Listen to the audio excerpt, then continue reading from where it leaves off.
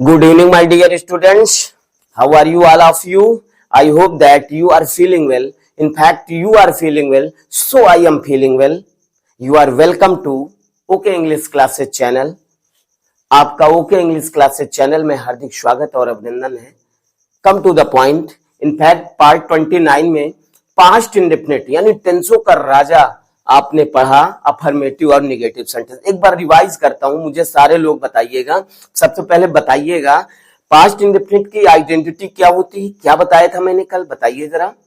कि जिन हिंदी वाक्यों के अंत में ता था, ते थे, ती थी, था थी थे, आ ई ए आदि शब्द आए तो वह वाक्य पास्ट इंडेफिनिट टेंस कहलाता है. यही बताया गया था.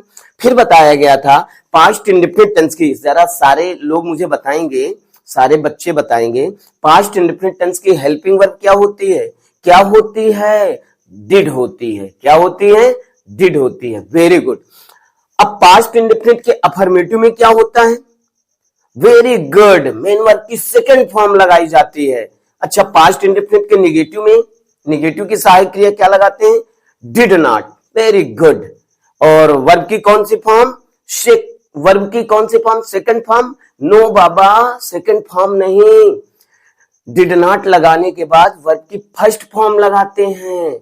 याद रखना, ये मिस्टेक मत करिएगा. यदि कभी नहीं आ जाए तो डिड नॉट के स्थान पे नेवर और मेन वर्ब की सेकंड फॉर्म लगाते हैं.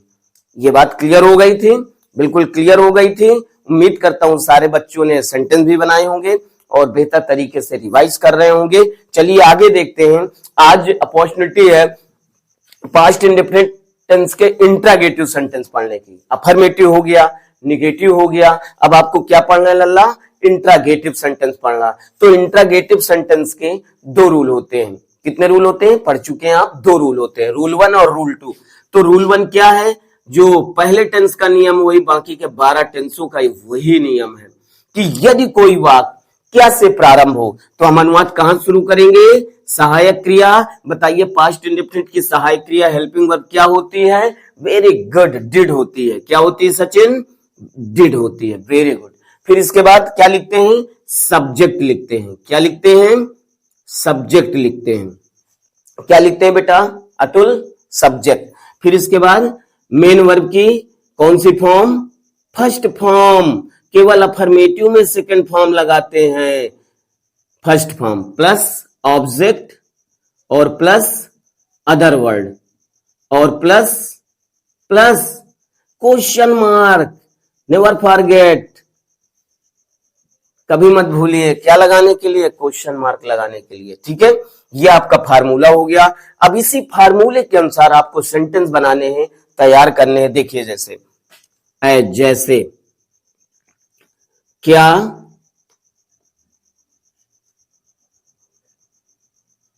तुम कल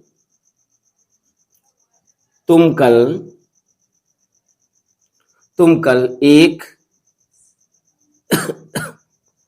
कच्चा आम, कैसा आम भैया? कच्चा. आ रहा समय. कच्चा आम खाए थे या खाते थे? खाए थे. Question mark. समझिएगा प्लीज, अटेंशन एवरीवन. अनुवाद करना है. थे आया, पास्ट इंडेफिनिट हुआ. अनुवाद करने से पहले यही देखते हैं कि यह वाक्य किस टेंस का है. तो हमने हिंदी वाक्य के अंत में देखा थे आया, पास्ट इंडेफिनिट टेंस का वाक्य हो गया. अरे भैया क्वेश्चन मार्क लगा, इंट्रागेटिव हो गया.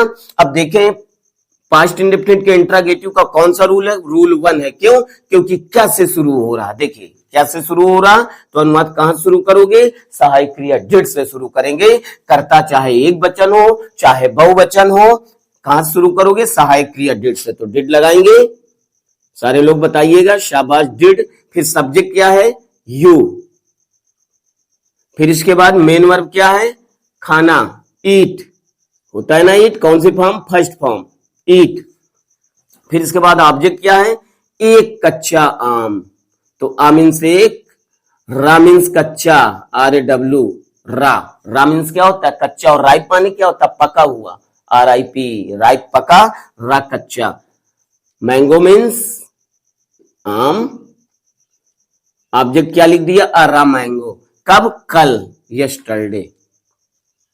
यस्टरडे, क्वेश्चन मार्क लगा दिया, आपका सेंटेंस कंप्लीट हो गया। क्लियर हुआ? क्लियर हो गया? चलिए आ जाएंगे और बताने की जरूरत तो नहीं। वेरी गुड, आ जाएगा। ऐसे अब सेंटेंस बना लोगे, क्या से शुरू हो तो बना लोगे सेंटेंस, डिड से बनेंगे। अब एक नहीं 1000 सेंटेंस बना सकते हो। ओके, अब रूल 2 देखिएगा। अभ्यास करना पड़ेगा बेटा, और अभ्यास मैं कराता हूं, पूरे ईमानदारी से अभ्यास किया करिए सभी लोग। चलिए रूल 2 क्या है? वही नियम, यदि किसी वाक्य के बीच में कोई प्रश्नवाचक शब्द आए तो अनुवाद करते समय प्रश्नवाचक की अंग्रेजी पहले लिखते हैं। क्या लिखते हैं? Question word. क्या लिखते हैं? Question word. ठीक है, फिर इसके बाद क्या लिखते हैं? हेल्पिंग वर्ब क्या होती है? डिड। फिर क्या लिखते हैं लल्ला? सब्जेक्ट। सब्जेक्ट के बाद क्या लिखते हैं? Main verb. कौन सी फॉर्म? First form. लिख इसलिए रहा हूं ताकि आप भूले ना, मेन वर्ब की फर्स्ट फॉर्म, प्लस ऑब्जेक्ट और प्लस अदर वर्ड और प्लस क्वेश्चन मार्क। ये आपका फार्मूला क्रिएट हो गया। ठीक है, अब अकॉर्डिंग टू फार्मूले के अनुसार, यानी फार्मूले के अनुसार ही आपको अनुवाद बनाने हैं। जैसे कह दिया जाए कि कल वर्षा क्यों हुई थी? कल वर्षा क्यों हुई थी? समझिएगा, क्वेश्चन मार्क लगा, इंट्रागेटिव सेंटेंस हो गया, 100% इंट्रागेटिव सेंटेंस हो गया। थी आया, पास्ट इंडेफिनिट हुआ, यानी पास्ट इंडेफिनिट का इंट्रागेटिव हो गया। अब देख लो कौन सा रूल है, इंट्रागेटिव रूल 1 है या रूल 2 है? तो बेटा हमने पढ़ा कल अरे भैया प्रश्नवाचक सब बीच में आ गया, तो ये रूल 2 है। जब रूल 2 है तो क्वेश्चन वर्ड की अंग्रेजी पहले लिखोगे या नहीं लिखोगे? लिखोगे ना? क्यों लल्ला, बताओ जरा सारे लोग, क्वेश्चन वर्ड की अंग्रेजी लिखोगे ना? वाई लिख दिया, देखिए।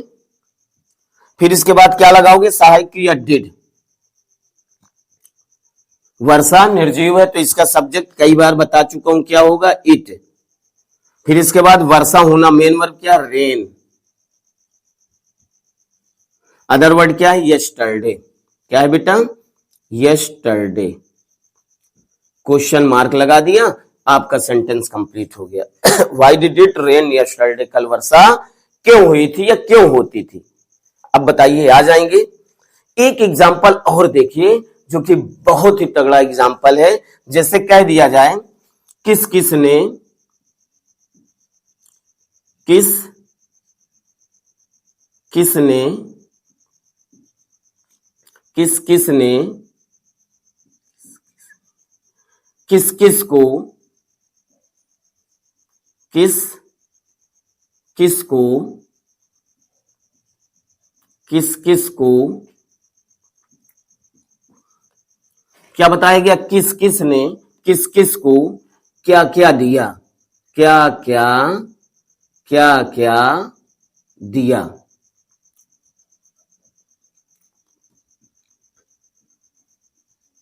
चलिए अनुवाद बताइए इसका, है ना जबरदस्त सेंटेंस। किस किस ने किस किस को क्या क्या दिया? देखिए क्या है, जब 2 बार देखो यहां पे दिए हुए, ये सेंटेंस को बेहतर बनाने के लिए किस किसने किस किस को क्या क्या दिया, 2 बार लिख दिया गया सेंटेंस को बेहतर बनाने के लिए। ठीक है, बहुत ही आकर्षित सेंटेंस है, आकर्षित कर रहा है। किस किसने किस किस को क्या क्या दिया, इसका मतलब है किसने किसको क्या दिया, किसने किसको क्या दिया। तो देखो क्या आया है ना, किसने किसको, किसने किस किसने किस किसको क्या क्या दिया, यानी किसने किसको क्या दिया, किसको? हु। देखिएगा, हु गेव किसने दिया, व्हाट टू हुम किसको क्या, what to whom, who gave what to whom. इसका मतलब है किसने किसको क्या दिया। हु गेव किसने दिया, व्हाट टू होम किसको क्या, तो किसने किसको क्या दिया। ठीक है, सिर्फ इसको 2 बार लिख दिया गया सेंटेंस को बेहतर बनाने के लिए। इसका मतलब है किसने किसको क्या दिया। तो यह अनुवाद समझ में आ गया। Who give what to whom past indefinite का ही इंट्रागेटिव सेंटेंस है। कौन सा रूल है, रूल 2 है। तो who give what to whom. आ जाएंगे, आ जाएंगे, सारे बच्चों को आ जाएंगे, आ जाएंगे। Very good. चलिए अब आगे देखिए, इंट्रागेटिव का रूल 1 हो गया, रूल 2 हो गया। अब नेक्स्ट आएगा निगेटिव एंड इंट्रागेटिव सेंटेंस, जो कि आपको बेहतर तरीके से पढ़ना है। ठीक है, अगला सेंटेंस देखिए, इंट्रागेटिव को दोनों रूल हो गए। अब आप पढ़ेंगे negative and interrogative sentence. Negative and interrogative sentence. Interrogative के बाद यही आता है ना, निगेटिव एंड इंट्रागेटिव सेंटेंस। चलिए ठीक है, देखिए रूल 1, जो रूल इंट्रागेटिव के वही निगेटिव एंड इंट्रागेटिव के भी है बेटा। आ जाएगा, बहुत आसान। It is very easy, it is not difficult, but you should try to understand. आप समझने की कोशिश करिए। यदि कोई वाक्य क्या से प्रारंभ हो तो अनुवाद कहां शुरू होता है, बताइए बताइए बताइए। Very good, helping verb did से, तो डिड लगाया गया, सहायक क्रिया लिखी गई डिड, फिर सब्जेक्ट। अब इसमें नहीं भी दिया रहेगा तो नॉट कहां लगेगा, सब्जेक्ट के बाद नॉट लगेगा। कहां लगेगा लल्ला, सब्जेक्ट के बाद नॉट लगेगा। फिर मेन वर्ब की फर्स्ट फॉर्म, वेरी गुड, शाबाश, ऑब्जेक्ट प्लस अदर वर्ड और प्लस क्वेश्चन मार्क। ये आपका फार्मूला तैयार हो गया, तैयार हो गया। जैसे एग्जाम्पल देखिए, क्या सुधा कल क्या सुधा कल एक छाता नहीं खरीदी थी या नहीं खरीदती थी, नहीं खरीदती थी। देखिए बेटा, क्वेश्चन मार्क। अनुवाद करने से पहले सबसे पहले यही धर्म है आपका कि देखो ये वाक्य किस टेंस का है। थी आया, पास्ट इंडेफिनिट हुआ, क्वेश्चन मार्क लगा, इंट्रागेटिव हुआ। कौन सा रूल है, देखिए क्या आया, इंट्रागेटिव हुआ, नहीं आया निगेटिव एंड इंट्रागेटिव हुआ। देखिए, और निगेटिव एंड इंट्रागेटिव का कौन सा रूल है, रूल 1 है, क्योंकि क्या से शुरू हो रहा। नहीं आया निगेटिव हुआ, क्या आया इंट्रागेटिव, तो निगेटिव एंड इंट्रागेटिव का कौन सा रूल है, रूल 1। और जब कोई वाक्य क्या से प्रारंभ हो तो हम कहां शुरू करते हैं, वहां सहायक क्रिया क्या लगाएंगे, डिड। Very good. फिर सब्जेक्ट क्या है, सुधा। क्या है, क्या है अंजलि, सुधा। सब्जेक्ट क्या है, सुधा। फिर क्या लगाएंगे सुधा के बाद बेटा, नॉट। फिर मेन वर्ब क्या है, खरीदना, बाई। कौन सी form, first form, buy. Object क्या है, एक छाता, एन अम्ब्रेला, UMBRELLA, अम्ब्रेला। अब आपके दिमाग में होगा कि यहां आइन क्यों लगाया गया, ये लगाना चाहिए, क्योंकि देखिए यहां पर यू कौन सा स्वर आ, ये स्वर है ना, स्वर आ रहा बोलने में, अम्ब्रेला आ रहा ना, तो आपका स्वर होता है, इसलिए एक के लिए आइन लगाया गया। ये आर्टिकल होता है आइन। पढ़ाऊंगा बेहतर topic article A and the का प्रयोग बाद में, पहले ये देखिए, इसलिए एक के लिए आइन लगाया गया है। ठीक है, स्वर ध्वनि आ रहा है इसलिए एक के लिए आइन लगाया गया, आइन अम्ब्रेला। ऑब्जेक्ट हो गया आइन अम्ब्रेला। अब इसके बाद अदर वर्ड क्या, कल, यस्टरडे। क्या है बेटा, यस्टरडे। क्वेश्चन मार्क लगा दिया, आपका सेंटेंस फिनिश हो गया। मजा आ गया ना, आ गया ना मजा, वेरी गुड। चलिए देखिए, आ जाएंगे ऐसे सेंटेंस, क्रिएट कर लेंगे, अभ्यास कर लेंगे। Very good. देखिए रूल 2 समझिएगा सभी लोग, शाबाश।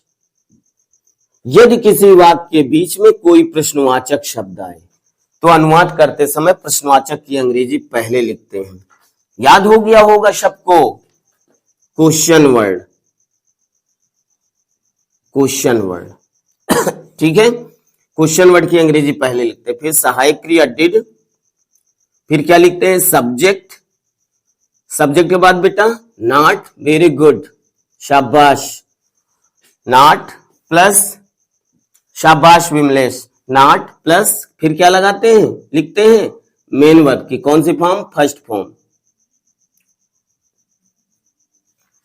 फिर क्या लिखते हैं बेटा ऑब्जेक्ट, क्या लिखते हैं Krishna, object plus other word और प्लस क्वेश्चन मार्क, क्या लिखते हैं हिमांशु बेटा, क्वेश्चन मार्क, क्या लिखते हैं राकेश बेटा, क्वेश्चन मार्क। क्लियर हुआ, क्लियर हुआ। चलिए देखिए अब अनुवाद कैसे बनाते हैं, जैसे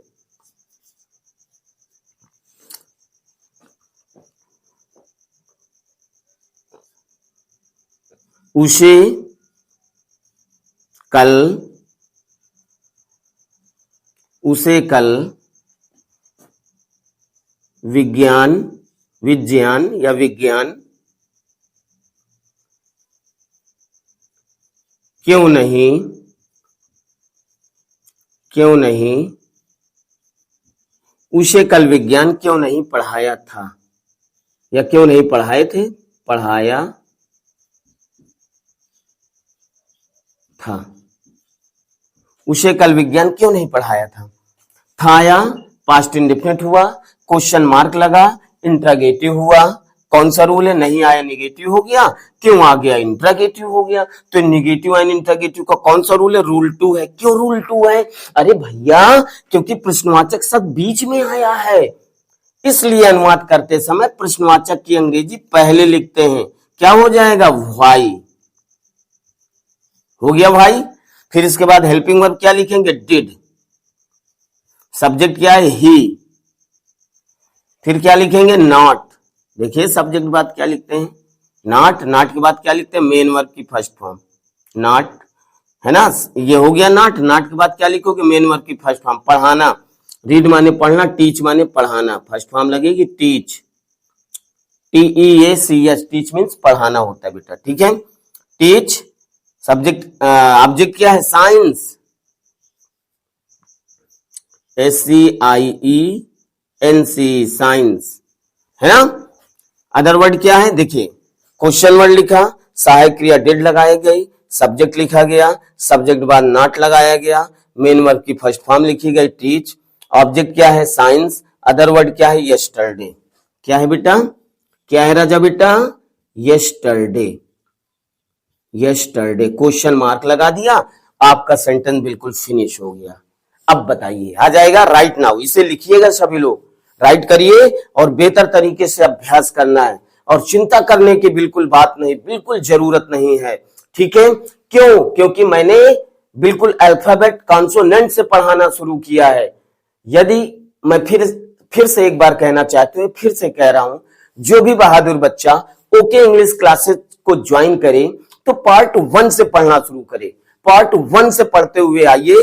क्यों, क्योंकि मैं ग्रामर क्रमबद्ध तरीके से पढ़ा रहा हूं और संपूर्ण ग्रामर आपको पढ़ाऊंगा कक्षा 4 से लेकर 12वीं क्लास तक के बेहतर तरीके से, वो सभी के लिए है, फॉर एवरीवन, सभी के लिए, चाहे वो यूपी बोर्ड का स्टूडेंट हो, चाहे राजस्थान बोर्ड का हो, चाहे बिहार बोर्ड का हो, चाहे एमपी बोर्ड का हो, XYZ, चाहे कंपटीशन की तैयारी करने वाले बच्चे हो, है ना। इस तरह से बेहतर तरीके से आपको राइट कर लेना है और बेहतर तरीके से पढ़ना है, मन लगाकर पढ़ना।